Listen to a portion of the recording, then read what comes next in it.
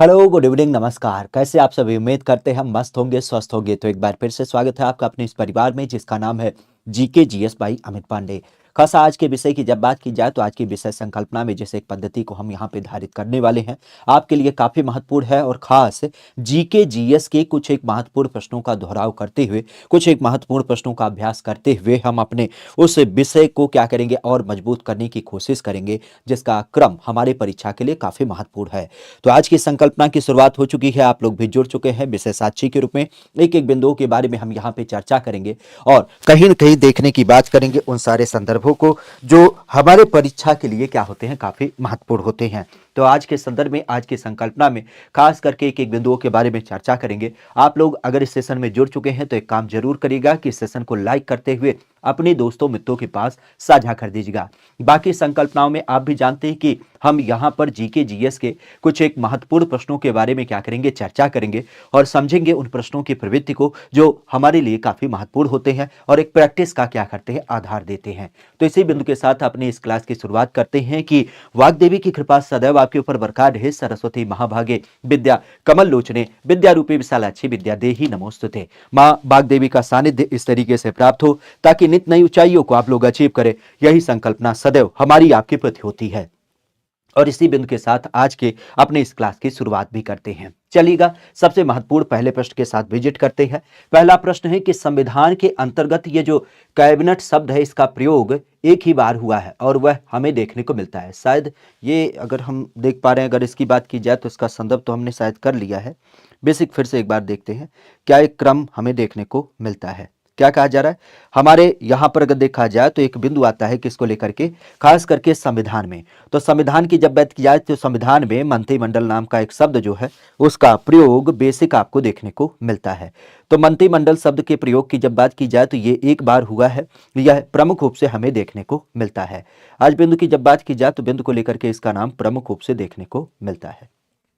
चलिए, इसका जवाब करिएगा कि संविधान की जब बात की जाए तो संविधान के अंतर्गत ये जो शब्द प्रयोग किया गया है वह बेसिकली कब आपका प्रयोग किया गया है। नाम की जब बात की जाए तो नाम के रूप में हमें देख मिलता है। खास बिंदु की जब बात की जाए तो इसका पर्याय प्रमुख रूप से, ठीक है, अगर इसकी बात की जाए तो इसका पर्याय हमें प्रमुख रूप से देखने को मिल जाता है। आज इस बिंदु की बात की जाए तो इस बिंदु का संदर्भ क्या हो जाता है। खास अगर इसकी बात की जाए तो इसका क्रम हमें प्रमुख रूप से देखने को मिलता है।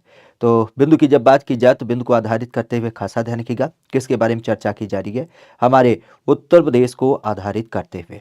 आज उत्तर प्रदेश की जब बात की जाए तो उत्तर प्रदेश को आधारित करते हुए इसका कहना है कि बताइएगा इसका संदर्भ क्या होगा।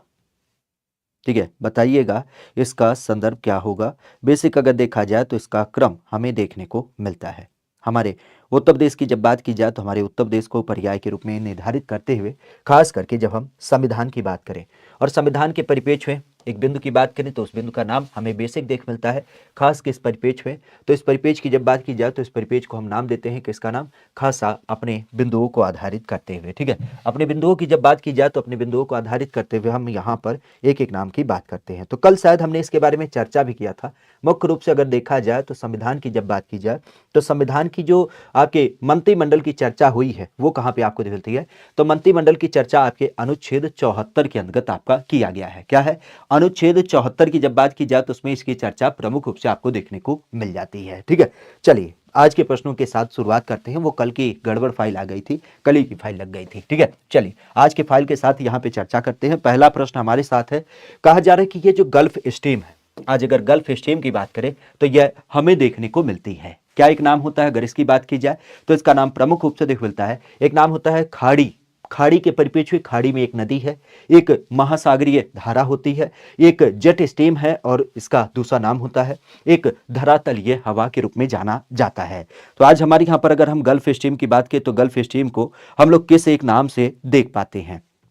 गल्फ स्ट्रीम की जब बात की जाए तो गल्फ स्ट्रीम को हम लोग किस एक नाम से जानते हैं, ये आखिर होता क्या है।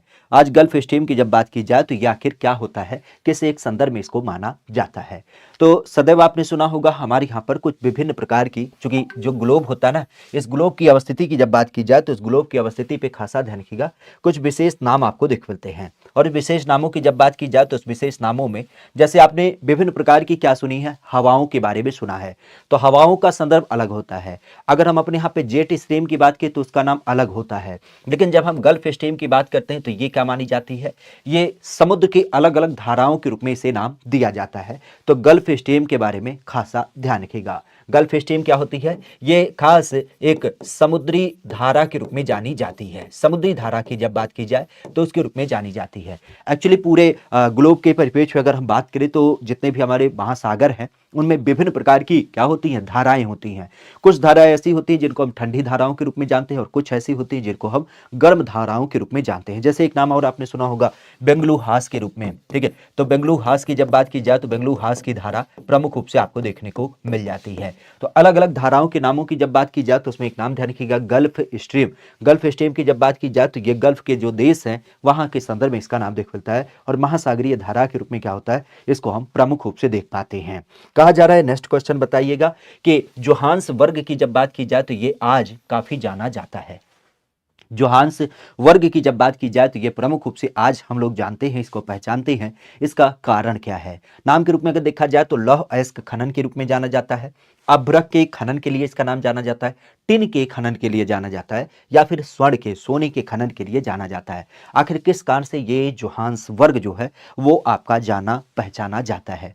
बेसिक तौर पे अगर देखा जाए तो स्वर्ण खनन, टिन खनन, अभ्रक खनन या फिर लौह अयस्क के खनन के लिए। जोहान्स वर्ग की जब बात की जाए तो कई बार आपने सुना होगा, इसका संबंध हमारे लिए काफी महत्वपूर्ण है क्योंकि ये आप कह सकते हो कि जो आज खनिज संपदा है, क्या है, आज के परिपेक्ष में अगर देखा जाए तो जो विभिन्न प्रकार की खनिज संपदा है उसमें भी खासा एक बहुमूल्य खनिज, और इस बहुमूल्य खनिज की जब बात की जाए तो उसे हम क्या नाम देते हैं, खास करके स्वर्ण के रूप में जानते हैं। तो स्वर्ण खनन के लिए इसका नाम प्रमुख रूप से जाना जाता है। स्वर्ण अर्थात जिसको हम क्या कहते हैं, सोना। आज पृथ्वी की जब बात की जाए तो पृथ्वी के परिप्रेक्ष्य में सोना क्या होता है, एक बहुमूल्य खनिज के रूप में माना जाता है और इसके लिए क्या होता है, यह आपका विख्यात है। वैसे सोने की जब बात की जाए तो सोना का संदर्भ ध्यान रखिएगा, हमारे भारत की जब बात की जाए तो आपने कहाँ का नाम सुना होगा, कोलार गोल्ड फील्ड के रूप में, ठीक है। केजीएफ का नाम तो याद ही आता ना, खास करके जब हम कोलार की खानों की बात करते हैं तो कोलार की खाने जो खास आपके कहाँ से समित है, आपके जब कर्नाटका वगैरह लोकेशन की बात की तो वहां से इसका संबंध आपको देखने को मिल जाता है, ठीक है। बाकी नेक्स्ट की बात की जाए तो कहा जा रहा है पिग्मिज। अगर हम पिग्मिज की बात करते हैं तो पिग्मिज निवासी देखने को मिलते हैं। ये अफ्रीका के, एशिया के, ऑस्ट्रेलिया के या फिर दक्षिण अमेरिका के। पिग्मिज की जब बात की जाए तो ये कहां से संबंधित आपको देख मिलते हैं। पिग्मिज ये बेसिकली आप कह सकते हो कि एक मनुष्य की प्रजाति है, एक रहने वाली जाति, जनजाति के रूप में जानी जाती है। अगर इसकी बात की जाए तो ये कहां पर आपके निवास करते हैं, खासा हमारे यहाँ पर ही आपको अफ्रीका के अंतर्गत, एशिया के अंतर्गत, ऑस्ट्रेलिया के अंतर्गत या फिर दक्षिणी अमेरिका के अंतर्गत। आज बात की जाए तो आप भी जानते हैं सदैव हमारे यहाँ पर क्या है, खासा एक महाद्वीप का विस्तार जिसको हम किस रूप में जानते हैं, यहाँ उत्तरी अमेरिका के रूप में जानते हैं। उत्तरी अमेरिका के अलावा अगर देखा जाए तो फिर किसका नाम आता है, यहाँ पे आपने नाम सुना होगा दक्षिणी अमेरिका के बारे में। दक्षिण अमेरिका के अलावा अगर देखा जाए तो फिर आपने किसका विस्तार देखा है, तो पूरी तरीके से आपने विस्तार देखा है किसके बारे में, साउथ अफ्रीका के बारे में। फिर क्या हो जाता है, आपके यूरोप के अलग अलग देश प्रमुख रूप से आपको देख मिलते हैं और इसी यूरोप के साथ क्या हो जाता है, आपका एशिया का नाम आता है। तो यूरोप और फिर आपका एशिया, एशिया के अलावा अगर देखा जाए तो फिर क्या नाम आता है, एक छोटा सा प्रांत जिसको हम क्या नाम देते हैं, आपके ऑस्ट्रेलिया के रूप में जानते हैं। तो ये क्या हो जाते हैं, आज वर्तमान में कुल 6 महाद्वीप होते हैं जिसपे अलग अलग प्रकार के लोग रहते हैं। हालांकि इन्हीं महाद्वीपों के परिप्रेक्ष्य एक नाम और आपने सुना होगा जिसको हम क्या देते हैं, आर्कटिक या फिर अंटार्कटिक के रूप में जानते हैं, ठीक है। तो अंटार्कटिका का नाम प्रमुख रूप से, तो ये विश्व के 7 महाद्वीप आज हमें देखने को मिलते हैं। अलग अलग लोकेशन पे अलग अलग प्रकार की वैरायटी, अलग अलग प्रकार के लोग निवास करते हैं। अब इसी बिंदु की जब बात की जाए तो इसी बिंदु में खासा ध्यान रखिएगा, पिग्मिज की जब बात की जाए तो ये मुख्य रूप से कहाँ पे निवास करते हैं, तो ये जो आपके अफ्रीका का लोकेशन है, अफ्रीका की जब बात की जाए, जहां पे आपने कई सारे नामों को सुना होगा, तो अफ्रीका की जब बात की जाए तो अफ्रीका के लोकेशन में रहने वाले यह क्या हो जाती है, एक यहाँ की घुमंतु प्रवृत्ति में रहने वाली जनजातीय समूह होता है। तो घुमंतु प्रवृत्ति में रहने वाली एक जनजातीय समूह के रूप में अफ्रीका के निवासी होते पिग्मिज, खास करके ये जो आपका अफ्रीका कॉन्टिनेंट है, साउथ अफ्रीका हमने लिखा है, अफ्रीका कॉन्टिनेंट की जब बात की जाए तो अफ्रीका कॉन्टिनेंट के रूप में इसका नाम देख मिलता है, ठीक है। आगे की जब बात की जाए तो कहा जा रहा है कि भारतीय संविधान की जो प्रस्तावना है उसमें भारत को किस एक रूप में घोषित किया गया है, आज भारत की प्रस्तावना की जब बात की जाए तो भारत की प्रस्तावना में हम भारत को किस एक स्वरूप में देख पाते हैं? भारत को किस एक स्वरूप में हम लोग देख पाते हैं? एक सार्वभौम प्रजातांत्रिक गणतंत्र के रूप में, एक सामाजिक प्रजातांत्रिक गणतंत्र के रूप में, या फिर एक सार्वभौम सामाजिक धर्मनिरपेक्ष प्रजातांत्रिक गणतंत्र के रूप में, या फिर इनमें से कोई नहीं। अगर इसकी बात की जाए तो इसका संबंध हमें बेसिक रूप से देखने को मिलता है। खास करके आज भारत के संविधान के परिप्रेक्ष्य में इसका नाम, पहली बात तो ये ध्यान रखिएगा, ये जो प्रस्तावना नाम की संकल्पना है, अगर इसकी बात की जाए तो इसे किसके द्वारा लाया गया था? तो जवाहरलाल नेहरू के द्वारा क्या किया गया था? इसको पढ़ा गया था। और परिपेक्ष की जब बात की जाए तो आप भी जानते हैं ये जो प्रस्तावना है इसमें विभिन्न प्रकार की हमारी स्वतंत्रता वगैरह के बारे में क्या की गई है? चर्चा भी की गई है। हमारे अधिकारों वगैरह के बारे में चर्चा की गई है। बेसिक रूप से अगर देखा जाए तो जो हमारी संविधान सभा होती है उसे क्या किया गया था? इसे अपनाया लिया गया। और इस परिपेक्ष की जब बात की जाए तो एक चीज और ध्यान रखिएगा, इसमें एक बार संविधान संशोधन भी हुआ है। ठीक है, प्रस्तावना की जब बात की जाए तो प्रस्तावना में क्या हुआ है? एक बार संविधान के अंतर्गत संशोधन भी किया गया है, जिसका नाम ध्यान रखिएगा, खास करके 42वां संविधान संशोधन। 42वां संविधान संशोधन को ही इसीलिए हम लोग क्या कहते हैं? खास करके मिनी संविधान संशोधन भी कहते हैं, मिनी संशोधन के रूप में भी जानते हैं, क्योंकि इसके अंतर्गत यहां पे तो हमने संशोधन किया ही किया था, और भी कई सारे प्रावधानों में क्या कर रखा है? हमने संशोधन कर रखा है। अब इसी बिंदु की जब बात की जाए तो इसी बिंदु के अंतर्गत जो हमारी स्वतंत्रता या फिर जो हमारे अधिकार प्राप्त होते हैं वो क्या कहता है कि हमारा जो संविधान है वो क्या होगा? समाजवादी, धर्मनिरपेक्ष, प्रजातांत्रिक और गणतंत्र राज्य के रूप में क्या होगा? हमारा पूरा ये खास करके राज्य होगा। और हमारा संविधान क्या करेगा? इसको कहीं ना कहीं रेखांकित करने की बात करेगा कि हमारा गणतंत्र होगा, प्रजातांत्रिक होगा, धर्मनिरपेक्ष होगा, समाजवादी होगा और सार्वभौम होगा। तो इसी को खासा ध्यान रखिएगा। हमारे प्रस्तावना की जब बात की जाए तो ये सारे प्रस्तावना के क्या हैं? शब्द हैं जो उसमें पूरी तरीके से क्या होते हैं? निहित होते हैं। आगे की जब बात की जाए तो कहा जा रहा है किसकी सलाह पर राज्य में राष्ट्रपति शासन आपका लागू किया जाता है। आज राष्ट्रपति शासन की जब बात की जाए तो राष्ट्रपति शासन बेसिकली हमें देखने को मिलता है मुख्यमंत्री के द्वारा, लेजिस्लेटिव असेंबली के माध्यम से, गवर्नर के माध्यम से, या फिर आपके उच्च न्यायालय के न्यायाधीश के माध्यम से। कौन से कैसे व्यक्ति होते हैं जिनके कहने पर हमारे यहाँ पर क्या होता है? राष्ट्रपति शासन लगा दिया जाता है। आज राष्ट्रपति शासन की जब बात की जाए तो राष्ट्रपति शासन के लिए खासा ध्यान रखिएगा, जो एक संकल्पना होती है। पहली बात तो ये ध्यान रखिएगा, राष्ट्रपति शासन परिपेक्ष की जब बात की जाए तो आपने सुना होगा अनुच्छेद 356, क्या कहते हैं? अनुच्छेद 356 की जब बात की जाए तो इसके अनुसार क्या होता है?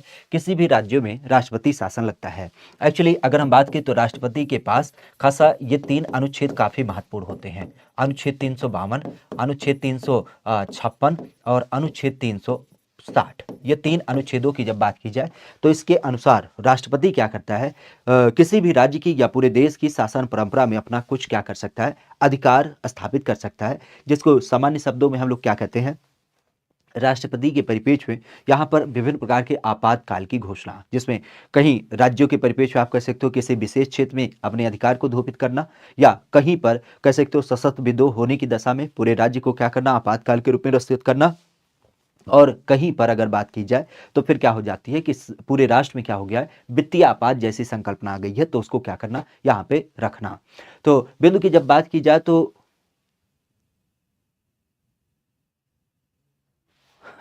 बिंदु की अगर बात की जाए तो इस पर पेश ध्यान रखिएगा कि किसकी सलाह पर राज्य में राष्ट्रपति शासन को लागू किया जाता है। अब राष्ट्रपति शासन की जब बात की जाए तो इसका संदर्भ होता है मुख्यमंत्री, लेजिस्लेटिव असेंबली, उच्च न्यायालय के न्यायाधीश। तो सीधे शब्दों में आप भी जानते हैं कि राष्ट्रपति क्या करता है? राष्ट्रपति अपना एक प्रतिनिधि नियुक्त करता है। किसे नियुक्त करता है? तो अपने एक प्रतिनिधि की जब बात की जाए तो उसका नाम होता है गवर्नर। तो राष्ट्रपति क्या करता है? राष्ट्रपति अपना एक प्रतिनिधि क्या करता है? खास करके राज्यों के प्रति में, राज्यों की जब बात की जाए तो राज्यों में अपना क्या करता है? एक प्रतिनिधि नियुक्त करता है। और यही प्रतिनिधि क्या करता है? जब सलाह देता है गवर्नर खास करके राष्ट्रपति को कि भैया राज्य में शासन परंपरा बहुत अच्छी तरीके से नहीं चल रही है, अर्थात राज्य में शासन जो हो रहा है वो बहुमत के अनुसार नहीं हो रहा है। बहुमत के अनुसार ना होने के अलावा राज्य में क्या हो रहा है? जो हमारा संविधान सबसे सर्वश्रेष्ठ माना जाता है उसके प्रावधानों को नहीं फॉलो किया जा रहा है। तो उस दशा में क्या होता है, ये राज्यपाल ही क्या करता है, एक प्रतिवेदन, एक कह सकते हो कि यहाँ पर क्या करता है, संकल्पना राष्ट्रपति तक पहुंचाता है और फिर राष्ट्रपति क्या करता है, उस राज्य में अपना शासन लगा देता है। और इस राज्य के परिप्रेक्ष्य में खासा ध्यान रखिएगा, यही जो गवर्नर होता है वो यहाँ पे शासन परंपरा में शामिल हो जाता है। तो गवर्नर के ही कहने पर क्या होता है, राज्य में राष्ट्रपति शासन आपका लागू किया जाता है। गवर्नर को खासा ध्यान रखिएगा, ये क्या माना जाता है, आपके केंद्र का प्रतिनिधि भी इसी कारण से माना जाता है। खासा इसके बारे में ध्यान रखिएगा। इसकी नियुक्ति कौन करता है, तो इसकी नियुक्ति जो होती है वो राष्ट्रपति के द्वारा ही किया जाता है। तो ये राष्ट्रपति के लिए ही क्या करता है, कार्य करता है। जबकि शपथ की जब बात की जाए तो शपथ क्या नाम होगा, शपथ आपके इनकी जब बात की जाए तो जो हाई कोर्ट के चीफ जस्टिस होते हैं, मतलब जो आपके राज्यों के परिप्रेक्ष्य में हमारे चीफ जस्टिस होते हैं, जैसे यूपी का कौन है, अभी नया नया आपको हमने बताया भी था, यूपी के जो नए आपके हाई कोर्ट के चीफ जस्टिस बने उनका नाम क्या है, तो उनका नाम है अरुण भंसाली। ध्यान रखिएगा, अरुण भंसाली की जब बात की जाए, जो पूर्व में कहां से समय थे, आपके राजस्थान हाई कोर्ट के न्यायाधीश थे, उन्हें उत्तर प्रदेश हाई कोर्ट का मुख्य न्यायाधीश क्या कर दिया गया, यहां पर नियुक्त कर दिया गया। तो इस चीज को भी ध्यान रखिएगा। अब बात आती है कि भारतीय संविधान के माध्यम से केंद्रीय सरकार की अधिशासी जो शक्तियां होती हैं, उस शक्तियों में किसको क्या किया गया, निहित किया गया है। भारत के राष्ट्रपति को, प्रधानमंत्री को, मंत्रिमंडल को, या फिर तीनों में सभी। महेंद्र पार कह रहे हैं सर रातों में रट लेते हैं, का बिल्कुल रट लेते हैं, ठीक है। पिछले हमें लगता है शायद 2012 तो नहीं कहेंगे, लेकिन 2015 से भी हमने इस लाइन में एक अच्छा खासा कदम रख दिया था, तो उसी का पर्याय है, ठीक है। रातों में रट लेते हैं, नहीं रटते तो नहीं है, लेकिन ये है कि मतलब जब वही है कि चीज़ों को आप अपने लिए तैयार करते हैं, प्रिपेयर करते हैं, तो वाजिब सी बात है कि आ ही जाती है चीज़ें, ठीक है। चलिए, यहाँ पर किसका संदर्भ होगा कि केंद्रीय सरकार के अधिशासी शक्तियों की जब बात की जाए तो भारतीय संविधान में इसका नाम प्रमुख रूप से हमें देखे मिलता है। आज इस बिंदु की बात की जाए तो इस बिंदु को हम किस रूप में देख पाते हैं, भारत के राष्ट्रपति, भारत के प्रधानमंत्री, केंद्रीय मंत्रिमंडल, या फिर तीनों में से सभी। क्या एक सही जवाब होगा। अच्छा, सतीश यादव, राजडान, इंस्पायर स्टडी और महेंद्र पाल, मन्नत, चंचल सिंह, कई सारे लोग आपके जुड़े हैं। तो एक काम जरूर करिएगा कि इस सेशन को लाइक और अपने दोस्तों मित्रों के पास साझा भी करिएगा, ठीक है। एक काम जरूर करिएगा कि अगर आप इस सेशन में जुड़े हैं तो इस सेशन को अपने दोस्तों मित्रों के पास लाइक और साझा भी कर दीजिएगा, ताकि उन लोगों को भी क्या किया जा सके, इस सेशन के अंतर्गत जोड़ा जा सके, ठीक है। अगर इसकी बात की जाए तो इसका संदर्भ क्या होगा, भारत के अंतर्गत अधिशासी शक्तियां किसके अंतर्गत आपकी निहित होती हैं। तो सीधे शब्दों में अगर देखा जाए तो हमारे यहाँ पर जो शक्तियों का संदर्भ है, शक्तियों का जो समूचा केंद्र है, वह किसे माना जाता है, भारत के राष्ट्रपति को माना जाता है। भारत के राष्ट्रपति की जब बात की जाए तो पहली बात तो ध्यान रखिएगा, ये देश का क्या होता है, पहला नागरिक माना जाता है। देश के परिप्रेक्ष्य में देश का ये पहला नागरिक माना जाता है। इसी भारत के राष्ट्रपति की जब बात की जाए तो ये क्या होता है, सदैव आपने सुना होगा, तीनों सेना की जब बात की जाए तो तीनों सेना का ये प्रमुख माना जाता है। और हमारे यहाँ पर अगर हम बिंदु की बात करते हैं तो हमारा जो खास करके संसद है, तो संसद के अंतर्गत आपने सुना होगा, संसद का भी क्या माना जाता है, यह अभिन्न अंग माना जाता है। क्यों, क्योंकि आप भी जानते हैं बिना राष्ट्रपति के हमारा जो लोकसभा राज्यसभा है, ये दोनों मिलकर के संसद नहीं बनते हैं। क्योंकि संसद बनने की जो परंपरा होती है उसमें क्या होता है, राज्य के परिप्रेक्ष्य में आप कह सकते हो कि संसद में आपके राष्ट्रपति भी होते हैं, लोकसभा और राज्यसभा ये तो आपकी अलग से होती है। तो इस परिप्रेक्ष्य में ध्यान रखिएगा कि भारत के राष्ट्रपति की जब बात की जाए तो ये क्या करता है, खास करके उसकी अधिशासी शक्तियों के परिप्रेक्ष्य में क्या करता है, इसके अंतर्गत कार्य करता है। और चूंकि संसद का अभिन्न अंग है, तो इसी कारण से आपने देखा होगा कि जो सदन के अंतर्गत बिल आते हैं, जो सदन के अंतर्गत बिल आते हैं, यह बिल तब तक कानून नहीं बनता है जब तक इस पर क्या होता है, राष्ट्रपति अपना हस्ताक्षर ना कर दे। तो जब तक अपना राष्ट्रपति हस्ताक्षर नहीं करता है तब तक क्या होता है, यह बिल पूरी तरीके से कानून नहीं बनता है। और इसी की यहाँ पे बात की जा रही है।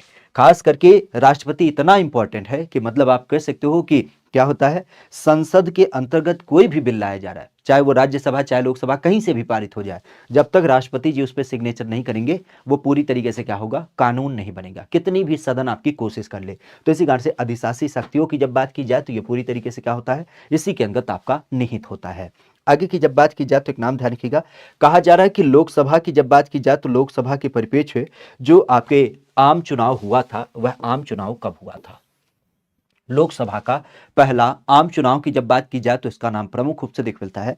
आम चुनाव की जब बात की जाए तो यह आम चुनाव मतलब आप कह सकते हो कि जो जनरल असेंबली हमारे यहाँ पर चुनी गई थी, आज अगर उसकी बात की जाए तो उसका संबंध क्या होता है। सबसे पहली बात तो ये ध्यान रखिएगा, हमारे यहाँ पर खास करके पहला आम चुनाव तो ये कब आयोजित हुआ था? 1949, 1950, 1952, 1954 में। यह कब आपका आयोजित किया गया था खासा अगर इसकी बात की जाए तो मुख्य रूप से आप भी जानते हैं कि हमारे यहाँ पर जब हम लोकसभा की बात करें तो लोकसभा और राज्यसभा ये तो बहुत पहले गठित हुए थे, लेकिन हमारा जो देश आजाद हुआ था वह 1947 में आजाद हुआ। खासा आप भी जानते हैं 15 अगस्त को। अब 15 अगस्त को जब देश आजाद हुआ तो हमारे पास कोई तंत्र नहीं था, तो तंत्र ना होने की दशा में हमने क्या किया, हमने पहली बात तो संविधान सभा का गठन किया।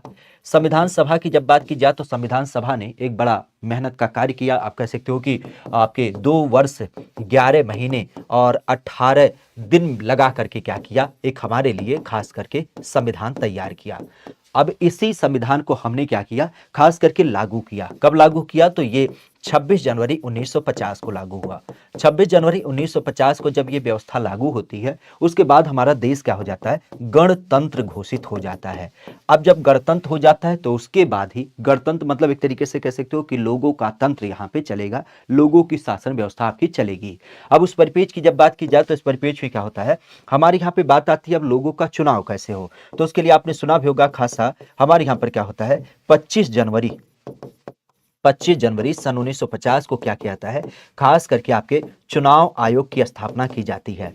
और इसी चुनाव आयोग की जब बात की जाए तो इसने बड़े स्तर पे घोषित किया क्या कि देश के अंदर पहली बार क्या होगा, आम चुनाव कराया जाएगा। आम चुनाव अर्थात आप कह सकते हो कि जिसे हम सामान्य शब्दों में लोकसभा का चुनाव कहते हैं। तो लोकसभा का जो चुनाव पहली बार हुआ था अगर उसकी बात की जाए तो उसका संदर्भ क्या होता है, उसका संदर्भ होता है 1952 में। एक्चुअली सीन क्या था, आजकल आपने देखा होगा कि चुनाव जब घोषित होता है तो 2-3 चरणों में हो जाता है और बड़ी तेजी के साथ हो जाता है। उसके पीछे रीजन है मशीनीकरण। मशीनीकरण मतलब क्या कि आपके जो ईवीएम वगैरह की पद्धति है। पुराने समय में क्या होता था, तो पुराने समय में सूचनाओं का आदान प्रदान बहुत तेजी से नहीं होता था, मैनुअल सारी चीजें होती थी। तो नोटिफिकेशन निकलता है, लोग उसमें क्या करते हैं, अपने आप को अप्लाई करते हैं कि हम चुनाव लड़ेंगे, और उसके बाद वो जो बैलेट वाला सिस्टम था उसके माध्यम से चुनाव कराए जाते हैं। एक एक बैलेट को निकाल निकाल करके उसको जांचना परखना। पहले चुनाव में तो बहुत ज्यादा जाली मत हो गए थे, उसका रीजन था बहुत सारे लोग जानते ही नहीं थे, जिनको पता था वो क्या करते थे, बक्सा ही उठा लेते थे। इवन आप कह सकते हो बहुत सारे लोग पहली बार वोट कर रहे थे, उन्हें पता ही नहीं था मोहर कहाँ मारनी है, क्योंकि आप भी जानते हैं जो बनावट होती है ना, बनावट मान लेते हैं 3 लोगों ने चुनाव लड़ा तो उस परिपेक्ष में क्या होगा, ऐसी पट्टी होगी, अब आप जिसके सामने मोहर लगाएंगे वही तो इसका विजेता होगा। सीन क्या होता था, गांव देहात के लोग थे, पर्ची पे कहीं लगा दिया ठप्पा, कहीं ठप्पा लग गया तो उस दशा में क्या होता था, ये इनवैलिड हो जाता था। इवन आप कह सकते हो इसी दशा में बहुत सारे संदर्भों में क्या होता था, जब हैकिंग वगैरह की जाती थी तो स्याही डाल दिया जाता था बक्से में, सारे चुनाव के मतदान क्या हो जाते थे, बेकार हो जाते थे। तो बहुत सारी संकल्पनाएं, इसी कारण से ये कार्य बड़ा लेट हुआ था, लगभग 2 साल का समय लग गया था। और पहली बार आप कह सकते हो कि 1952 में क्या हुआ था, हमारा लोकसभा का पहला आम चुनाव किया गया था। और इस लोकसभा आम चुनाव के अंतर्गत आप जानते भी हैं कि देश के पहले प्रधानमंत्री कौन बने थे, तो देश के जो पहले प्रधानमंत्री बने थे उनकी जब बात की जाए तो उनका नाम था खास करके जवाहरलाल नेहरू। तो जवाहरलाल नेहरू की जब बात की जाए तो देश के पहले आम चुनाव के बाद जवाहरलाल नेहरू क्या होते हैं, यहाँ पर आपके प्रधानमंत्री बनते हैं। क्योंकि प्रधानमंत्री के साथ ध्यान रखिएगा एक नाम और राष्ट्रपति के रूप में, तो राष्ट्रपति कौन थे, तो उनका नाम था राजेंद्र प्रसाद। हालांकि राजेंद्र प्रसाद की जब बात की जाए तो इनका भी संबंध ध्यान रखिएगा, इनके परिपेक्ष की जब बात की जाए तो इनका नाम यहाँ पे आपको दिखता है। क्यों? क्योंकि इन्होंने ये जो संविधान बना था इस संविधान सभा की अध्यक्षता भी करी थी। क्लियर? आगे की जब बात की जाए तो एक नाम आता है किसको लेकर के, हमारे यहाँ पर कि लोकसभा में कम से कम कितने सत्र आपके बुलाए जाते हैं। हमारी जो लोकसभा होती है सामान्य अवस्था में अगर उसकी बात की जाए तो उसमें हम कुल कितने सत्र को बुलाते हैं। खास करके वर्ष में 1 बार बुलाया जाता है, वर्ष में 2 बार बुलाया जाता है, वर्ष में 3 बार या फिर वर्ष में आपके 4 बार बुलाए जाते हैं। अगर इसकी बात की जाए तो इसका संदर्भ क्या होता है, कम से कम कितने सत्र आपके बुलाए जाते हैं, कम से कम। तो कम से कम के बारे में आपने कई बार सुना होगा, जो हमारा प्रावधान है वो ये है कि जो हमारी सदन होती है तो सदन की जो बैठक होती है अगर उसकी बात की जाए तो सदन की बैठक में 6 माह से अधिक का अंतर नहीं होना चाहिए। क्या होना चाहिए, हमारे सदन की जब बात की जाए तो यहां पे क्या बिंदु आता है, यहां पे बिंदु ये आता है कि अगर हमारे यहां पर सदन की बैठक आयोजित की जा रही है तो सदन की बैठक आयोजित करने के परिप्रेक्ष्य में क्या होगा, कम से कम 6 महीना का समय काल होगा, इससे ज्यादा का आपका अंतर नहीं होगा। तो आपके इस तरीके से अगर देखा जाए 6 महीने का बैठक है तो एक साल में 12 महीने होते हैं, तो इसका मतलब 2 बैठक यहाँ पे क्या हो जाता है, सुनिश्चित हो जाता है। तो हम कह सकते हैं कि कम से कम क्या होना चाहिए, वर्ष में 2 बैठक तो अनिवार्य ही होती है इस रिकॉर्ड के अनुसार। लेकिन हमारे यहाँ पर बैठक असल में कितनी होती है, तो हमारे यहाँ पर जो बैठक होती है वो आपने कई बार सुना होगा, सामान्य रूप में 3 होती है। कौन कौन सी होती है, तो देखिए हमारे सदन का जो सत्र चालू होता है ना, क्योंकि हम गांव देहात के लोग हैं तो यहीं से हमारा सत्र चालू होता है। हमारे यहाँ पर जब मानसून आता है, जब हमारे यहाँ की फसल उगनी चालू होती है, तो पहला सेशन आपने सुना होगा जब जून जुलाई में शुरू किया जाता है, जिसको हम नाम ही देते हैं मानसून सत्र।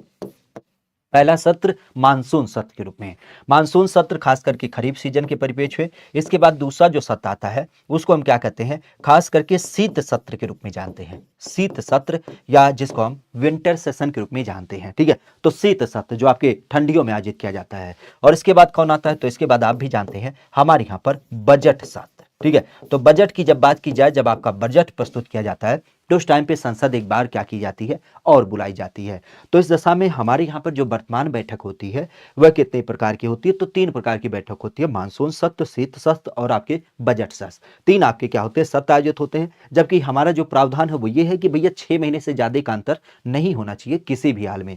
तो अगर एक साल की बात की तो एक साल में कम से कम 2 बैठक आपके अनिवार्य होनी चाहिए। तो यहाँ कम से कम की बात की गई है। अब ज्यादा से ज्यादा की बात की जाए तो ज्यादा से ज्यादा भाई सदन और आपके कह सकते हो कि सदन का अध्यक्ष, वो तो चाहे कल चाय के लिए बुला ले, वो चाहे कल बैठक के लिए बुला ले, वो चाहे कल पर्यटन के लिए बुला ले, तो उसका मंतव्य है वो जितनी भी बार चाहे अत्यधिक बुला सकता है, उसमें कोई रोक टोक नहीं है। हाँ, कम से कम की यहाँ पे बात की गई है, प्रावधान कम से कम के लिए देखे मिलता है। ठीक है, आगे की जब बात की जाए तो एक नाम आता है कि कौन सा राज्य सबसे अधिक प्रतिनिधि लोकसभा के अंदर भेजता है।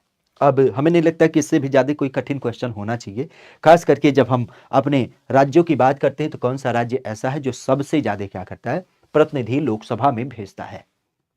सामान्यतः आज लोकसभा की जब बात की जाए तो कुल कितनी सीटें हैं, 545 है कि 552 है, 552 सीटें। ठीक है, 552 की जब बात की जाए तो 552 सीटें क्या हो जाती हैं, वर्तमान में आपको अधिकतम देख मिलती है। जिसमें चुना जो जाता है वो कितना होता है, वो आपको 545 का संदर्भ देखने को मिल जाता है। अब बिंदु की जब बात की जाए तो ये नाम आता है कि लोकसभा के अंदर जो प्रतिनिधि होते हैं, अगर उनकी बात की जाए तो कहां से कितने प्रतिनिधि आपको देख मिलते हैं। तो मुख्यतः ध्यान रखिएगा हमारा जो उत्तर प्रदेश है, आज उत्तर प्रदेश की जब बात की जाए तो उत्तर प्रदेश से क्या होती है, 80 सदस्य आपके सीधे तौर पे लोकसभा से चुने जाते हैं। और इवन आप कह सकते हो कि देश में क्या होता है, देश में खास करके सर्वाधिक, तो देश में अगर हम बात करें तो सर्वाधिक की जो संकल्पना है वो आपको उत्तर प्रदेश से दिख मिलती है। तो कई बार आपके बोला भी जाता है कि हमारे यहाँ पर जो प्रधानमंत्री की कुर्सी का रास्ता होता है वो कहाँ से होके जाता है, उत्तर प्रदेश से होके जाता है, क्योंकि भाई 80 सदस्य हैं, एक तिहाई अगर देखा जाए तो बहुमत का एक तिहाई तो लेके ही बैठे रहते हैं, क्योंकि बहुमत कब मिलता है, बहुमत आपके आधे सीटों पे मिलता है। आधे सीटों की जब बात की जाए तो कितना आएगा, लगभग 242-43 सीटों का बहुमत होता है। तो 80 सीटें अगर किसी के पास है तो वो तो एक तिहाई बहुमत ऑलरेडी लेकर बैठा है। ठीक है, तो इसी कारण से उत्तर प्रदेश को बोला जाता है कि ये बड़ा निर्णायक राज्य होता है। बहरहाल अगर उत्तर प्रदेश की बात की जाए तो कुछ सदनों के बारे में ध्यान रखिएगा। जैसा आपने लोकसभा को देखा, लोकसभा की से कुल कितनी सीटें हैं, तो लोकसभा से आपको 80 सीटें दिख मिलती हैं। और इन्हीं 80 सीटों में खासा ध्यान रखिएगा, हमने 17 सीटें क्या कर रखी हैं, एससी के लिए रिजर्व कर रखी हैं, पहली बात। दूसरा नाम आता है आपका राज्यसभा, क्योंकि ये भी केंद्र का एक सदन है। अगर इसकी बात की जाए तो इसके लिए कितने सदस्य हैं, तो इसके लिए कुल आपके 31 सदस्य आपको दिख मिलते हैं। पुनः इसके अलावा अगर देखा जाए तो हमारे राज्य के लिए क्या होती है, हमारे राज्य के लिए आपने विधानसभा का नाम सुना होगा। तो आज यूपी की विधानसभा में कुल कितने सदस्य हैं, 403 सदस्य हैं। और यहीं पर अगर देखा जाए तो हमारे यूपी में जो विधान परिषद है उसके कितने सदस्य हैं, तो उसके लिए कुल वर्तमान में 100 सदस्य आपको दिख मिलते हैं। ठीक है, तो लोकसभा या विधानसभा जिसको हम लोग क्या बोलते हैं, अपने यहाँ पर खासा निम्न सदन की भी संज्ञा देते हैं। क्या नाम दे देते हैं इसे, निम्न सदन की भी संज्ञा देते हैं। सामान्य रूप से ध्यान रखिएगा, यहाँ पर 5 साल का क्या होता है, आपका कार्यकाल होता है किसी भी व्यक्ति का। और कोई भी व्यक्ति जिसके पास क्या होती है, 25 वर्ष की अवस्था होती है, वह इसके लिए चुना जाता है। और चुनाव की जो पद्धति होती है वह आपके प्रत्यक्ष चुनाव के माध्यम से चुना जाता है। जबकि अगर हम राज्यसभा और विधान परिषद की बात करते हैं तो वहां पर व्यक्ति कैसे चुना जाता है, तो पहली बात तो ये ध्यान रखिएगा, इसे क्या नाम देते हैं, इसे हम उच्च सदन नाम देते हैं, उच्च सदन या फिर अपर हाउस नाम देते हैं। कुल मिला के अगर देखा जाए तो कितने साल का कार्यकाल, तो 6 साल का आपके क्या हो जाता है, सदस्य कार्यकाल देख मिलता है। क्या होता है, सदस्य कार्यकाल आपको प्रमुख रूप से देखने को मिल जाता है। और बिंदु की जब बात की जाए तो यहाँ पर क्या होगा, यहाँ पर खासा ध्यान रखिएगा, यहाँ पर आपके 30 वर्ष क्या होता है, 30 वर्ष का कार्यकाल आपके व्यक्तियों के प्रवेश के लिए देख मिलता है। और यहाँ पर अप्रत्यक्ष तरीके से क्या होता है, शासन परंपरा आपको देख मिलती है चुनाव के लिए। और यहीं पर अगर देखा जाए तो यहीं पे नाम ध्यान रखिएगा किसके बारे में, इसे कभी भंग नहीं किया जा सकता है। ठीक है, ये बड़ा महत्वपूर्ण बिंदु होता है, इसे कभी भंग नहीं किया जा सकता है। जबकि हमारे यहाँ पर जो खास करके लोकसभा है वो सामान्य पद्धति में क्या होता है, 5 साल पर भंग हो जाता है। क्या होता है, 5 साल बाद क्या किया जाता है, भंग किया जाता है। किसके द्वारा, राष्ट्रपति के द्वारा। और अगर यहां पर आप कह सकते हो कि नहीं भंग किया जा सकता है तो उस दशा में क्या होता है, उसे बहुमत ना होने की दशा में भंग कर दिया जाता है। हाँ, बहुमत के लिए 273 होगा, हमारी भी गणित कमजोर हो गई थी, हमने 445 पे ऐड कर लिया था। ठीक है, यहाँ तो 545 है तो 250 तो वही से हो गया। ठीक है, चलिए महिलाओं के लिए कितनी सीटें होती है, तो महिलाओं के लिए अभी देखिए इन दोनों सदनों में महिलाओं के लिए कोई रिजर्वेशन नहीं है। लेकिन अभी आपने सुना होगा खास करके एक नया बिल आया है जिसे नाम दिया गया है नारी बंधन अधिनियम, इसीलिए तो आया है। नारी बंधन अधिनियम की जब बात की जाए तो ये क्या कहता है कि कुल सदन की जो 1/3 सीटें होंगी वह किसके लिए होंगी, वह आपकी महिलाओं के लिए रिजर्व होंगी। हालांकि इस व्यवस्था को हमारे यहाँ पर कब लागू किया जाएगा, तो इस व्यवस्था को लागू किया जाएगा हमारे यहाँ पर 2026 के परिसीमन के बाद, अर्थात 2027 का जो पहला विधानसभाओं का चुनाव होगा या फिर 2029 का जो पहला लोकसभा का चुनाव होगा उसमें यह अप्लाई होगा। बिल को भी ध्यान रखिएगा, यह 106 नंबर का क्या है, आपका कॉन्स्टिट्यूशन अमेंडमेंट आपको देख मिलता है। तो हमारे संविधान संशोधन की जब बात की जाए तो 106वें नंबर का जो संविधान संशोधन है नारी बंधन अधिनियम के रूप में, इसके अंतर्गत अब महिलाओं को 1/3 सीटों पर क्या होगा, रिजर्वेशन आपको प्राप्त होगा। ठीक है, आगे की जब बात की जाए तो कहा जा रहा है कि निम्नलिखित में से कौन सा एक कर है जो केंद्र सरकार नहीं लगाती है। सरकारों के माध्यम से आप भी जानते हैं अपने राजस्व को खंगालने के लिए क्या होता है, अलग अलग प्रकार के टैक्स लगाए जाते हैं। अब उन्हीं टैक्सों की जब बात की जाए तो कौन सा एक ऐसा टैक्स है जो राज्य सरकार के माध्यम से नहीं लगता है, सॉरी केंद्र सरकार के द्वारा नहीं लगता है। अगर इसकी बात की जाए आयकर, भूमिकर, उत्पाद शुल्क, देखिए हमारे यहाँ पर जितने भी कर होते हैं सामान्य रूप से अगर देखा जाए जहाँ पे ट्रांजैक्शन का नाम आता है, चाहे वो उत्पाद शुल्क हो, चाहे सीमा शुल्क हो या आयकर हो, ये सारे लगते हैं। भूमि कर का नाम ध्यान रखिएगा क्योंकि भूमि की जब बात की जाए तो जमीन नाम की जो संकल्पना होती है, क्योंकि जमीन कृषि से समित है और कृषि किसका हिस्सा है, कृषि आपके राज्य का हिस्सा है। तो जमीन की जब बात की जाए तो जमीन का संदर्भ क्या है, राज्य से समित है। और राज्य के परिप्रेक्ष्य आपने सुना भी होगा कि राज्य क्या करती है, इसी परिप्रेक्ष्य आपने एक शब्द चुना होगा माल गुजारी के परिप्रेक्ष्य। तो माल गुजारी वसूलने का जो एक पूरा कार्य होता है वो राज्य का कार्य होता है, क्योंकि अगर हम अपने यहाँ पे बात करें तो हमारे यहाँ पर कृषि का जो संबंध है वह कृषि किसका विषय है, तो कृषि आपके राज्य का विषय है। माल गुजारी की संकल्पना में आपने देखा होगा कि जो हमारे यहाँ पर सीमांत किसान होते हैं उनसे माल गुजारी नहीं ली जाती है, लेकिन जो बड़े कृषक होते हैं, बृहद कृषक, उनसे क्या होती है, इसकी वसूली की जाती है। अक्सर आपने देखा होगा एक साल में एक आते हैं वो अमीन साहब, तो अमीन साहब का काम ही होता है, ये सरकारी एक व्यक्ति होते हैं अमीन साहब, जिनका काम ही क्या होता है, ये इस टैक्स को वसूलने का कार्य करते हैं। बहुत ज्यादा नहीं, साइकिल से चलते हैं अमीन साहब और समय समय पर क्या करते हैं, भू राजस्व वसूलते हैं। वैसे भू राजस्व के लिए काफी महत्वपूर्ण जो नाम आपका आता है वह किसका नाम आता है, तो भू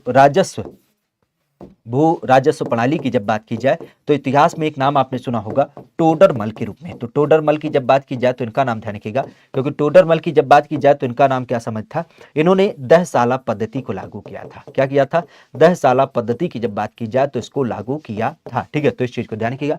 और बाकी अगर एक नाम और लिया जाए तो आपने शेर खां के बारे में सुना होगा, शेर खां, इसने भी क्या किया था, आपके जमीन की पैमाइश करने के आधार पर क्या कहा था, खास करके राजस्व वसूलने की बात की थी। और इस परिप्रेक्ष्य अगर देखा जाए तो इसने तो सन की जो डंडी होती है, क्या होती है, सन की डंडी, उसका भी प्रयोग करने की यहां पर क्या की इजाजत दी, ताकि लोगों की जमीनों का क्या किया जाए, वास्तविक पैमाइश किया जाए और उसके अनुसार क्या किया जाए, खास करके भू राजस्व वगैरह वसूला जाए। ठीक है, आगे की जब बात की जाए तो शुष्क बर्फ हमें देखने को मिलता है। ये जो शुष्क वर्क होता है यह प्रमुख रूप से होता है। अगर इसकी बात की जाए तो ये ठोस पानी है, ठोस कार्बन डाइऑक्साइड है, निर्जल बर्फ है या ठोस हाइड्रोजन पर ऑक्साइड के रूप में जाना जाता है। लाल पगड़ी वाला अमीन, ठीक है, हाँ, सरकारी तंत्र के अफसर, ठीक है, सरकारी तंत्र अलग है, ठीक है, सरकारी आप लोग भी तैयारी करिए, ठीक है, सरकारी तो बनना ही चाहिए, क्योंकि हमें लगता है तंत्र का सबसे महत्वपूर्ण हिस्सा है सरकारी, उसके अलावा कुछ नहीं, बनना तो सरकारी है और कुछ ना। ठीक है, इस चीज को सोच के रखिएगा। यहां पर हम किसकी बात करें, शुष्क बर्फ, आज शुष्क वर्ग की जब बात की जाए तो ये क्या होता है, ठोस कार्बन डाइऑक्साइड, ठोस पानी, निर्जल बर्फ या फिर ठोस हाइड्रोजन परा ऑक्साइड। अगर इसकी बात की जाए तो इसका नाम किससे समित होता है? अच्छा, उससे भी ज़्यादा मज़ा तब आता है ना जब आप किसी चीज़ को पाते हैं और उसके बाद उसे छोड़ देते हैं, ठीक है, वो एक अलग फील आती है। ना करिए, मज़ा आता है, ठीक है, लगता है यार करके बैठे हैं, कोई टेंशन थोड़ी ना है। लेकिन सरकारी नौकरी का अलग ही जलवा है। सुबह 9 बजे ऑफिस में पहुंच जाना, अपने मालिक के पास, मतलब अपने साहब के पास, जो बड़े अधिकारी होते हैं, जी सर, जी सर, यस सर। और इसके बाद कोई बाहर आता है, कहा हो, चलो ठीक है, लंच के बाद आयो। हाँ, फील आता है। हालांकि हम बार बार आपसे कहते हैं कि अगर आप सरकारी तंत्र का हिस्सा बनिएगा ना तो किसी को परेशान मत करिएगा, क्योंकि बहुत सारे लोग आपसे क्या करते हैं, एक उम्मीद लेके जाते हैं। और हमने देखा है कि प्राइवेट सेक्टर में बहुत सारे लोग क्या करते हैं, अच्छी तरीके से कार्य करते हैं, नो डाउट गधे की तरीके से मेहनत करते हैं। लेकिन ये जो सरकारी वाले होते हैं ना, बिल्कुल इतना परेशान कर देते हैं। एक बार हम गए थे संयोग से हमें मेडिकल के कागजात बनवाने थे। हमारा तो यही मन किया था कि अगर हमारे पास इतना थोड़ा सा भी पावर हो और हमारे जूते में मजबूती हो तो हम जितने ये तंत्र के हिस्से हैं ना, इनसे 2-4 सवाल तो कर ही लेते हैं।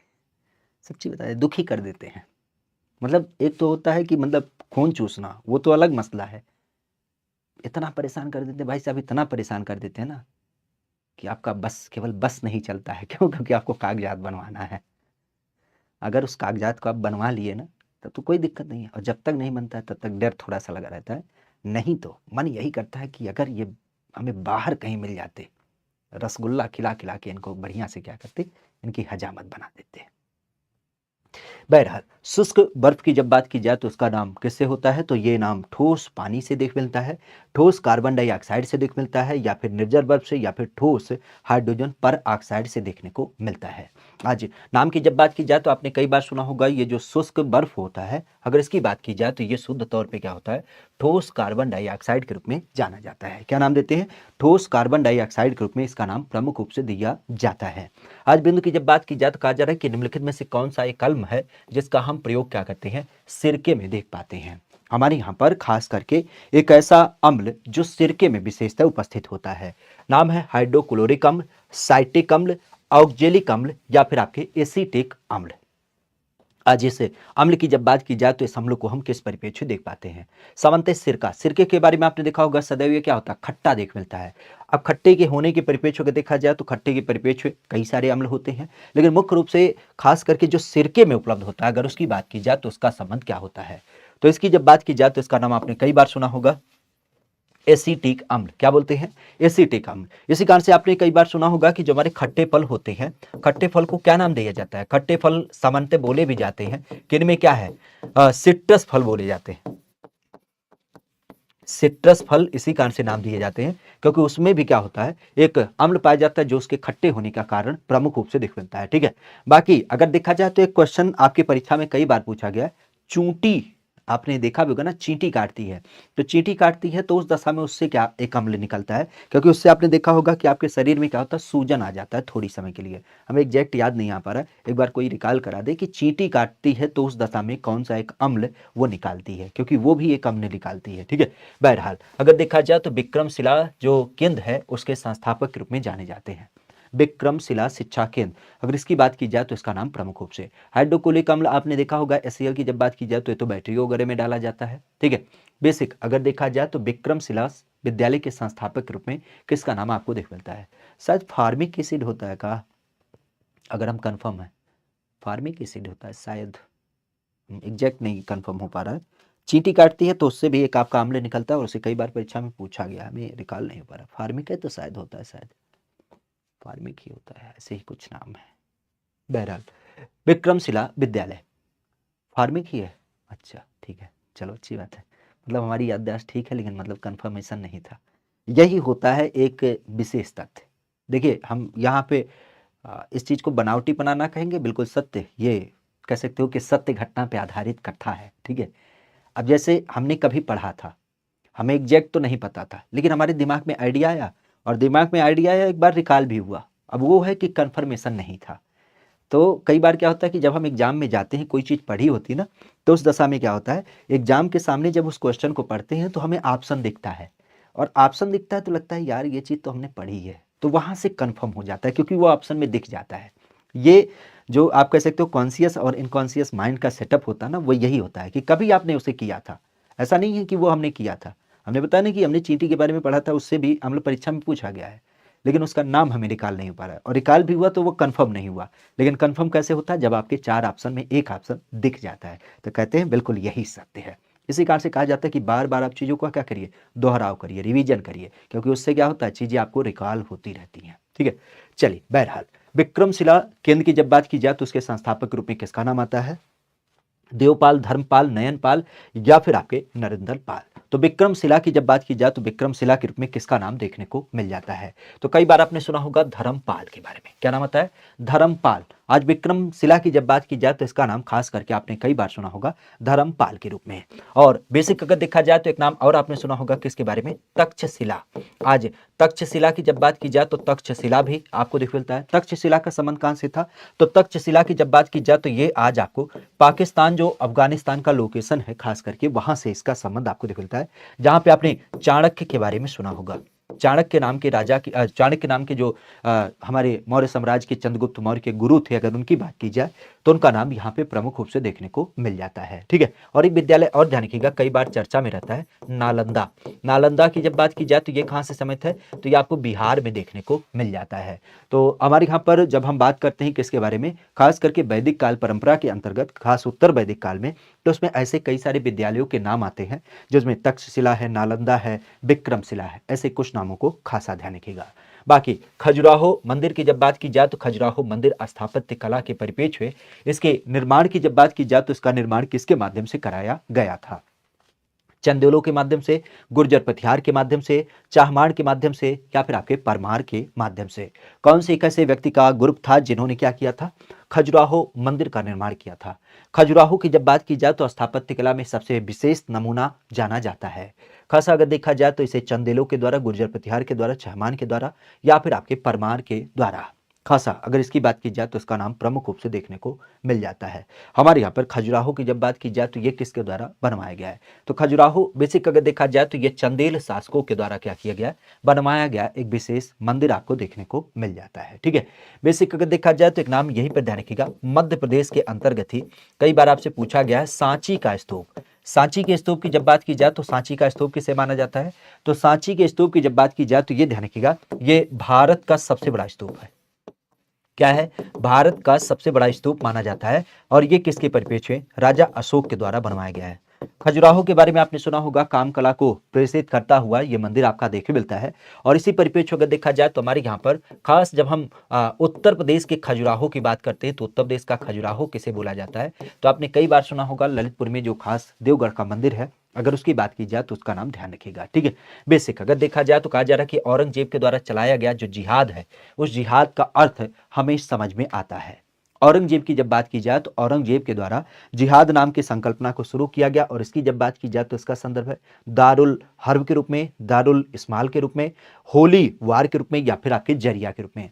तो जिहाद का जो उनका संदर्भ था, हमारे यहाँ पर जितने भी आप कह सकते हो कि मुगल काल के लड़ाके आए थे, उन्होंने जिहाद का नारा ही दिया था कि हमारा धर्म खतरे में है और हमें क्या करना है, अपने धर्म की स्थापना के लिए अपना सर्वस्व त्याग देना है, अपना सर्वस्व बलिदान देना है। और इसी परिप्रेक्ष्य हम कह सकते हैं कि ये क्या हो जाता है, होली। होली का मतलब ये होली रंगों का त्योहार नहीं, होली का मतलब होता है धार्मिक, अर्थात हम कह सकते हैं कि ये धर्म से संबंधित आप कह सकते हो धार्मिक वार हो जाता है। ठीक है, क्या हो जाता है, धार्मिक वार प्रमुख रूप से देखने को मिल जाता है, जिसके अंतर्गत क्या था, इन्होंने खास करके जैसे होता ना, हम लोग कहते हैं नहीं बताओगे, नहीं बताओगे तुम्हें, तुम्हारी मम्मी का कसम, तुम्हारे पापा का कसम, तुम्हारे भैया का कसम, ऐसा होता नहीं। तो हम लोग क्या करते हैं, कसम दिलाने की संकल्पना रखते हैं, विश्वास इसमें रखते हैं। तो उसी तरीके से यहाँ पर जो सैनिक थे, चूंकि सैनिक क्या करते हैं, कमजोर होते हैं, हार जाते हैं, उनका मनोबल टूटने लगता है, तो हम लोग उन्हें क्या करते हैं, उन्हें प्रमोट करने की कोशिश करते हैं। तो प्रमोट कैसे किया जाएगा, अब वहाँ पे तो कुछ कहा नहीं जा सकता है, तो वहाँ पे क्या किया जाता है, एक उलाहना दिया जाता, तू नहीं करोगे तो तुम्हारे ऊपर भगवान जी का तिरछा निगाह होगा, ठीक है। तो वही देशा की बात की जाए, बिल्कुल आपने सही कहा कि धार्मिक वार या फिर जिसको हम क्या कहते हैं रिलीजियस के रूप में देख पाते हैं। तो जिहाद का संदर्भ इस तरीके से। दयानंद सरस्वती की जब बात की जाए तो दयानंद सरस्वती के द्वारा क्या एक बिंदु आपका स्थापित किया गया है, ब्रह्म समाज, आर्य समाज, प्रार्थना समाज या फिर आपके बहुजन समाज। खास करके दयानंद सरस्वती का संदर्भ क्या था, तो दयानंद सरस्वती ने बताया कि वेदों की तरफ चलो, इनका यही कहना था कि वेदों की तरफ लौटो। अब वेदों की तरफ लौटो के लिए दयानंद सरस्वती का नाम देख मिलता है। बेसिक अगर देखा जाए तो उन्होंने कौन से समाज की स्थापना की, ब्रह्म समाज, आर्य समाज, प्रार्थना समाज या फिर आपके बहुजन समाज। हालांकि कल की अगर जब बात की जाए तो कल आपने देखा भी होगा कि देश की पहली महिला खास करके ज्योतिबा बाई फुले की जब बात की जाए, जिनके माध्यम से महिलाओं के लिए, लड़कियों के लिए पहला कॉलेज खोला गया था, कल उनका दिवस था। आज किसका दिवस है, तो आज है 4 जनवरी। आप भी जानते हैं 4 जनवरी की जब बात की जाए तो परीक्षा में कई बार आपके लिए महत्वपूर्ण हो जाता है। खास करके 4 जनवरी को हम क्या बोलते हैं, विश्व ब्रेल लिपि दिवस के रूप में आयोजित करते हैं। खासा विश्व ब्रेल लिपि दिवस के रूप में आयोजित करते हैं, क्योंकि आपने सुना भी होगा लुईस ब्रेल की क्या होती है, ये संकल्पना होती है। ब्रेल लिपि आप भी जानते हैं कि जो लोग देख नहीं सकते हैं उनके पढ़ने के लिए क्या किया गया, ये आपका डेवलप किया गया है, बेसिक लुईस ब्रेल, ठीक है। तो लुईस ब्रेल के नाम से ही क्या होता है, इसका संदर्भ आपको देखने को मिल जाता है। लुईस ब्रेल का नाम ध्यान रखिएगा। परिपेज की जब बात की जाए तो ब्रेल लिपि दिवस यूएनओ की जब बात की जाए तो उसके माध्यम से 2019 में पहली बार पूरे विश्व लेवल पे क्या किया गया था, इसको मनाया भी गया था। दयानंद सरस्वती की जब बात की जाए तो दयानंद सरस्वती के माध्यम से कौन सा एक आपको नाम देखने को मिल जाता है। इस नाम की जब बात की जाए तो इस नाम को हम क्या कहते हैं, तो सीधे शब्दों में इन्होंने क्या कहा, इन्होंने कहा वेदों की तरफ लौटो। और वेद किसके द्वारा लिखे गए हैं, तो आपने कई बार सुना होगा आर्यों के माध्यम से। तो इनका जो समाज था वो क्या था, आर्य समाज था। तो आर्य समाज की जब बात की जाए तो दयानंद सरस्वती का संदर्भ आपको इससे देखने को मिलता है। खासा 1921 में मोपला आंदोलन, अगर इसकी बात की जाए तो इसकी शाखा हमें प्रमुख रूप से देखने को मिलती है। खिलाफत आंदोलन के खिलाफ, 1857 के स्वतंत्रता संग्राम के खिलाफ, स्वदेशी आंदोलन के खिलाफ या फिर असहयोग आंदोलन के खिलाफ। मोपला आंदोलन की जब बात की जाए जिसकी शाखा हमें देख मिलती है, ये किससे संबंधित थे, खिलाफत आंदोलन के, 1857 के स्वतंत्रता संग्राम के, स्वदेशी आंदोलन के या फिर आपके असहयोग आंदोलन से संबंधित था। खिलाफत आंदोलन बेसिक अगर देखा जाए तो इसका संबंध क्या होगा, तो मोपला विद्रोह की जब बात की जाए तो मुख्य रूप से आप भी जानते हैं हमारे यहाँ पर खिलाफत आंदोलन, क्योंकि आप भी जानते हैं कि 1919-20 के दशा में क्या हुआ था। खासा आप भी जानते हैं कि हमारे यहाँ पर बड़े स्तर पे क्या चल रहा था, खिलाफत आंदोलन चल रहा था। तो उसी परिप्रेक्ष्य में मोपला आंदोलन की जब बात की जाए तो ये 1921 में क्या हुआ था, आपके यहाँ पर पूरी तरीके से आयोजित हुआ था। बेसिक अगस्त 1923 अगर यहाँ पे देखा जाए तो बनारस में हिंदू महासभा अधिवेशन की अध्यक्षता करी गई। एक्चुअली आप भी जानते हैं जब हमारा देश आजाद नहीं हुआ था तो उस दशा में अलग अलग वर्गों के माध्यम से क्या हो रहा था, अंग्रेजों का विरोध किया जा रहा था। तो सभी लोगों ने अपना संगठन बना लिया। जैसे आज राजनीतिक पार्टियां, देश तो एक ही है लेकिन चुनाव में अपना प्रतिनिधित्व रखने के लिए हमारे देश के अलग अलग क्षेत्रों की विभिन्न छोटी छोटी पार्टियां हैं, इवन राष्ट्र स्तर पे बड़ी बड़ी पार्टियां भी हैं। तो पुराने समय में क्या था, जैसे कांग्रेस बन गया था तो कांग्रेस के बाद हिंदू महासभा बन गया, मुस्लिम लीग आपका बन गया, हरिजन संघ वगैरह बन गया। तो ऐसे छोटे छोटे आपके क्या हो जाते हैं, पार्टियों का गठन होता है। तो जब हम बनारस हिंदू महासभा की जब बात की, जो हिंदुओं के तर्क की बात करता है, उस परिप्रेक्ष्य 1923 में क्या होता है, इसका एक अधिवेशन आयोजित किया जाता है। खास करके अगर इसकी बात की जाए तो इस अधिवेशन की अध्यक्षता किसके माध्यम से किया गया, इस अधिवेशन की जब बात की जाए तो पंडित मदन मोहन मालवीय, लाला लाजपत राय, राजेंद्र प्रसाद या फिर स्वामी सहजानंद के माध्यम से। तो सीधे शब्दों में ध्यान रखिएगा, नाम से पता चल रहा है बनारस में आयोजित हुआ और बनारस में कई बार नाम जो चर्चा में आता है वो आता है पंडित मदन मोहन मालवीय का। वैसे मदन मोहन मालवीय की जब बात की जाए तो उनके माध्यम से ध्यान रखिएगा इन्होंने क्या किया है, पहली बात तो बीएचयू की स्थापना की है। कहां पर, आप भी जानते हैं बीएचयू की जो स्थापना की गई है वो आज बनारस में आपको दिख मिलता है। ठीक है, तो बीएचयू बनारस की जब बात की जाए तो इसकी स्थापना, और कई बार आपने सुना होगा इसका जो शिलान्यास था, जो नींव रखने का कार्य था, वह किसके द्वारा, तो वह हडिंगवा के द्वारा। ठीक है, तो हडिंगवा की जब बात की जाए तो उसके माध्यम से बेसिक मदन मोहन मालवीय ने कुछ विशेष पत्रिकाओं को प्रकाशित किया है, खासा ध्यान रखिएगा, जैसे हिंदुस्तान। हिंदुस्तान नाम की पत्रिका की जब बात की जाए, जो हमारे यहाँ पर क्या करता था, रोज निकलता था और रोज निकलने वाला पहला अखबार। इवन आपने कई बार सुना होगा लीडर के बारे में। लीडर की जब बात की जाए तो ये अंग्रेजी भाषा का हमारी यूपी का क्या होता है, पहला पत्र हो जाता है। और इन्हीं के माध्यम से ध्यान रखिएगा एक पत्रिका और आपने सुना होगा अभ्युदय। अभ्युदय की जब बात की जाए तो अभ्युदय पत्रिका भी इन्हीं के माध्यम से निकाली गई है। मदन मोहन मालवीय के नाम ध्यान रखिएगा। जन्म कर्म की जब बात की जाए तो जन्म कहाँ पे हुआ है, जन्म इनका प्रयागराज हुआ है। लेकिन अगर इनकी बात की जाए तो इनकी कर्म भूमि कहाँ पे है, तो कर्म भूमि, चूंकि इन्होंने जितने भी कार्य किए हैं वो बनारस में रह के किया है, तो बनारस को हम लोग क्या कहते हैं, इनकी कर्म भूमि के रूप में जानते हैं। ठीक है, आगे की जब बात की जाए तो कहा जा रहा है कि भारतीय राष्ट्रीय सेना, या जिसको हम आईएनए के रूप में जानते हैं, इसकी स्थापना कब करी गई। आईएनए, आईएनए की जब बात की जाए तो आईएनए का संदर्भ हमें प्रमुख रूप से मिलता है 1940, 1941, 1942 या फिर आपके 1943 के अंतर्गत। भारतीय राष्ट्रीय सेना, हिंदू विश्वविद्यालय की स्थापना, हाँ बिल्कुल, बनारस हिंदू विश्वविद्यालय इन्हीं के माध्यम से स्थापित है। भारतीय राष्ट्रीय सेना या फिर INA, Indian national army. Indian national army की जब बात की जाए तो आपने कई बार सुना होगा किसके माध्यम से, जब हम सुभाष चंद्र बोस की बात करते हैं। और सुभाष चंद्र बोस की जब बात की जाए तो उनके माध्यम से क्या नाम आता है, खास करके आपने सुना भी होगा, जब हम नाम देते हैं कि तुम मुझे खून दो मैं तुम्हें आज़ादी दूंगा, तो सुभाष चंद्र बोस की जब बात की जाए तो सुभाष चंद्र बोस का नाम ध्यान रखिएगा। परिपेज की जब बात की जाए तो इन्होंने क्या नारा दिया है, तो एक नारा इन्होंने दिया है दिल्ली चलो। दिल्ली चलो की जब बात की जाए तो दिल्ली चलो का भी नारा, और खास करके तुम मुझे खून दो मैं तुम्हें आज़ादी दूंगा। ठीक है, तो ये क्या नाम होता है, यहाँ पर आपको देखने को मिल जाता है। अगर बिंदु की बात की जाए तो उन्होंने क्या किया था कि जो बर्मा युद्ध में खास करके आप कह सकते हो कि युद्धबंदी थे, उन्हीं को लेकर के क्या किया था, इस आईएनए की संकल्पना रखी। और इसी परिप्रेक्ष्य आपने सुना होगा इन्होंने एक महिला बटालियन को भी तैनात किया था, जिसका नाम रखा था रानी लक्ष्मी रेजिमेंट। क्या नाम था, रानी लक्ष्मी रेजिमेंट की जब बात की जाए तो यह नाम प्रमुख रूप से आपको मिलता है। अब बिंदु की जब बात की जाए तो ये कब गठित किया गया, तो ये खासा ध्यान रखिएगा। आज नाम की जब बात की जाए आईएनए के रूप में, तो ये गठित किया गया 1940 में, 1941 में, 1942 में या फिर आपके 1943 के अंतर्गत। तो इसकी संकल्पना कब की होती है, तो ये गठित किया गया था 1941 में। कब, 1941 की जब बात की जाए तो 1941 में यह प्रमुख रूप से आपको देखने को मिल जाता है। ठीक है, आगे की जब बात की जाए तो पश्चिम की ओर बहने वाली नदियों की जब बात की जाए तो उनका नाम क्या होता है। पश्चिम की तरफ बहने वाली जो नदियां होती हैं उनका नाम क्या होता है, नर्मदा, ताप्ती, राप्ती। 1 2 2 3 1 3 1 2 3, इसका सही जवाब क्या होगा। हमारे यहाँ पर पश्चिम दिशा की तरफ बहने वाली जो एक नदियां होती हैं, अगर उनकी बात की जाए तो उनका नाम क्या होता है। अगर इनके नाम की जब बात की जाए तो इनका नाम प्रमुख रूप से हमें देखने को मिलता है।